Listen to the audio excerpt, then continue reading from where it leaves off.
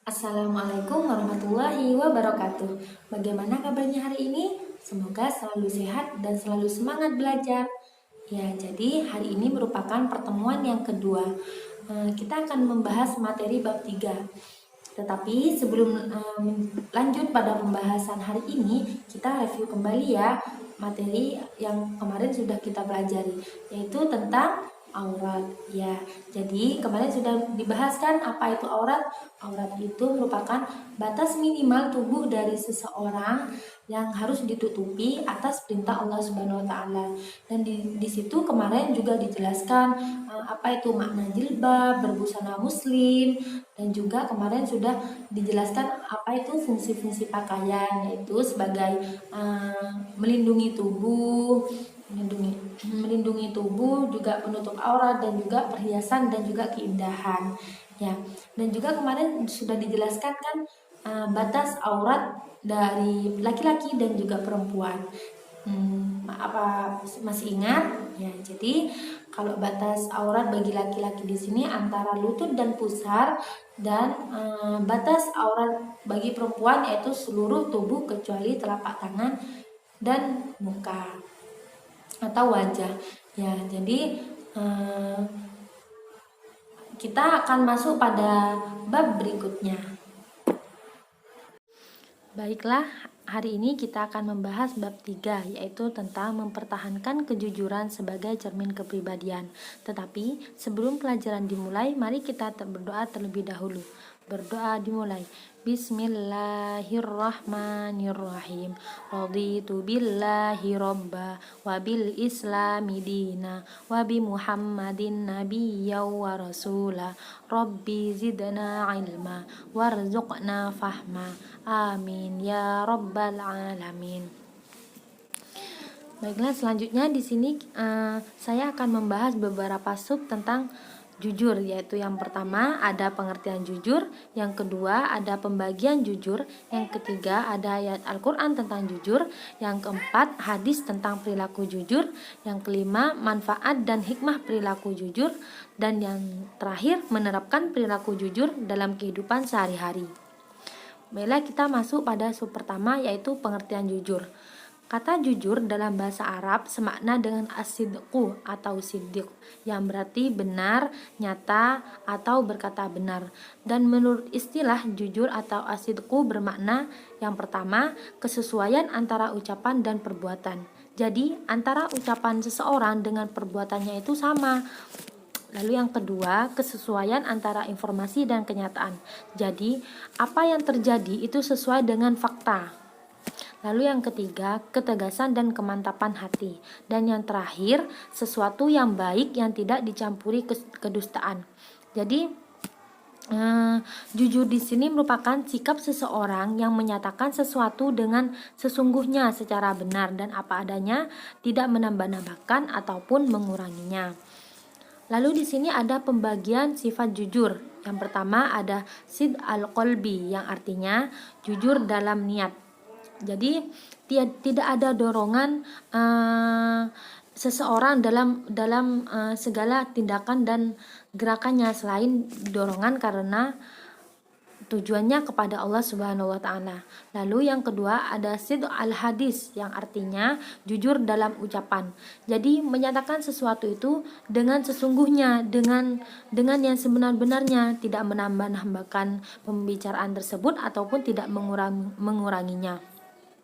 Lalu ada sid al-amal, yang artinya jujur dalam perbuatan. Jadi tidak ada perbedaan antara yang ditampakkan dengan yang lain. Lalu yang keempat adalah ada sid al-alwat, yang artinya jujur dalam janji. Dan jadi di sini selalu menempati apa yang sudah dijanjikan kecuali ada halangan yang tidak dapat dihindari. Lalu yang terakhir ada sid al-hal, yaitu jujur dalam kenyataan. Jadi tidak berbeda antara yang di hati, di mulut, dan juga di perbuatan. Lalu di sini ada dalil nakli tentang ayat tentang jujur, yaitu yang berbunyi A'udzu billahi minasyaitonir rajim. Bismillahirrahmanirrahim. Ya ayyuhalladzina amanu kunu qawwamina lillahi syuhada'a bil qist wa la yajrimannakum shananu qaumin ala alla ta'dilu ya'dilu huwa aqrabu littaqwa wattaqullah innallaha khabirum bima ta'malun.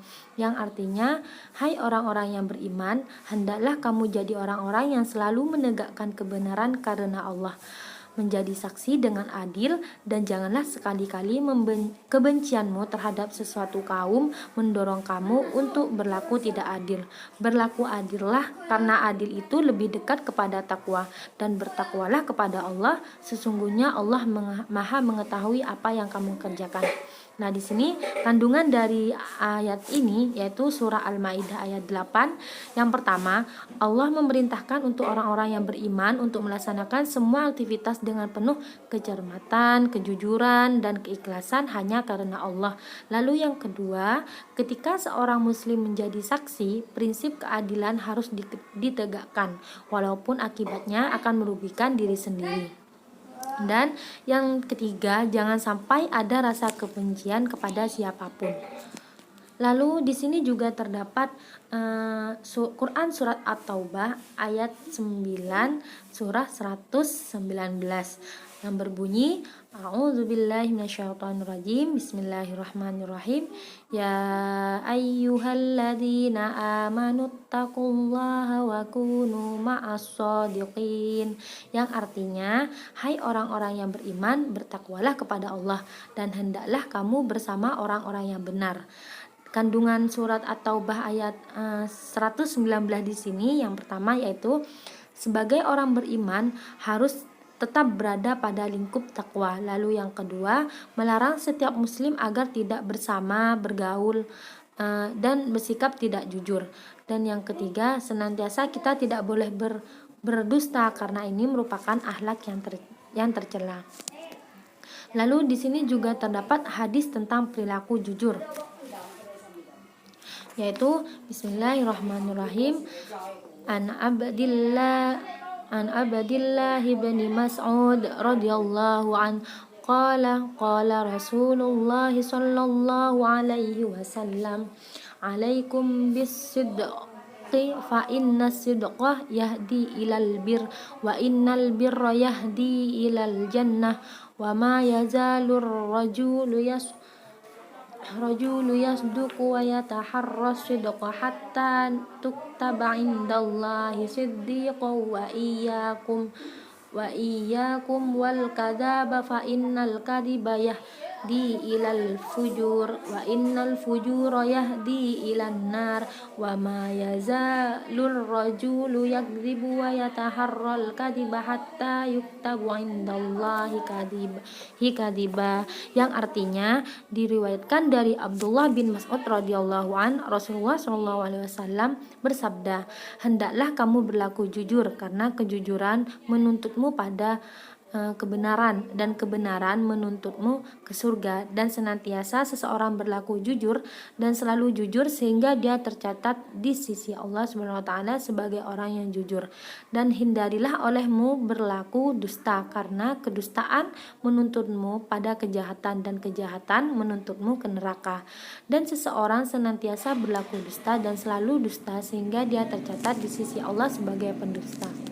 Ya, adapun kandungan hadis ini yang pertama, perilaku jujur akan mendatangkan kebaikan kepada kita. Lalu yang kedua, jauhi berbuat dusta karena dusta mengantarkan pada kesejahteraan seperti penipuan, manipulasi, selanjutnya kejahatan seperti penipuan, manipulasi akan mengantarkan kita ke neraka. Lalu yang ketiga, jujur menjadi sangat sulit sebab sering menjumpai kejujuran dalam banyak hal, misalnya yaitu pelajar mencontek, terus pemegang amanah yang korupsi, dan biasanya itu pedagang yang mengurangi takaran timbangannya. Lalu yang keempat yaitu pendusta adalah sosok manusia yang pengecut, hilang kepribadiannya. Lalu di sini terdapat manfaat dan hikmah perilaku jujur. Manfaatnya yaitu yang pertama, memiliki perasaan enak hati, tenang, enak dan hati tenang karena telah berbuat jujur. Lalu yang kedua, mendapat keberkahan dalam usahanya karena dengan sifat jujur tersebut akan yaitu tadi, misalnya dalam berdagang, jika kita jujur maka dagang kita akan berkah gitu. Lalu yang ketiga, mendapat pahala. Yang keempat, mendapatkan ketenangan dan ketentraman. Yang kelima, selamat dari bahaya. Lalu selanjutnya, kejujuran dapat dijadikan cermin dari kepribadian seseorang bahkan bangsa. Lalu yang selanjutnya, dijamin masuk surga.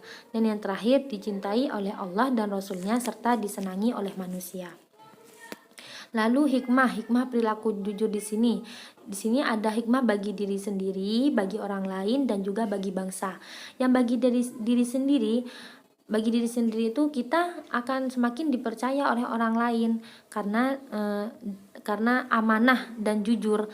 Lalu yang kedua, menjadikan harga diri semakin tinggi dan dicintai oleh Allah. Lalu bagi orang lain, suka berteman dengan orang yang jujur dan menumbuhkan perasaan aman dan nyaman. Lalu terlindungi hak-haknya yang dengan baik. Dan bagi bangsa, semakin mempercepat tercapainya tujuan bangsa dan negara. Karena jika banyak orang jujur di dalam bangsa ini, maka bangsa ini akan cepat tujuan bangsa dan negaranya, karena diisi oleh orang-orang yang jujur dan amanah. Lalu terwujud keadilan yang sebenarnya. Dan di sini yang terakhir ada menerapkan perilaku jujur. Ya, jadi kita harus menerapkan perilaku jujur ini dalam kehidupan kita sehari-hari di masyarakat maupun di lingkungan sekolah. Contohnya di sini, tidak mencontek ketika ujian sekolah. Lalu menyampaikan amanah dengan baik. Jika amanahnya itu berupa pesan, sampaikan sesuai permintaan, dan jika berupa barang juga diberikan, jangan sampai hilang ataupun rusak. Lalu berani berkata yang benar walaupun akibatnya menyengsarakan. Dan membayar, contohnya di sekolah di sini, membayar uang iuran sekolah yang dititipkan orang tua. Jadi jika kita dititipkan orang tua untuk membayar misalnya SPP, kita tidak boleh mengambilnya, kita harus langsung membayarnya.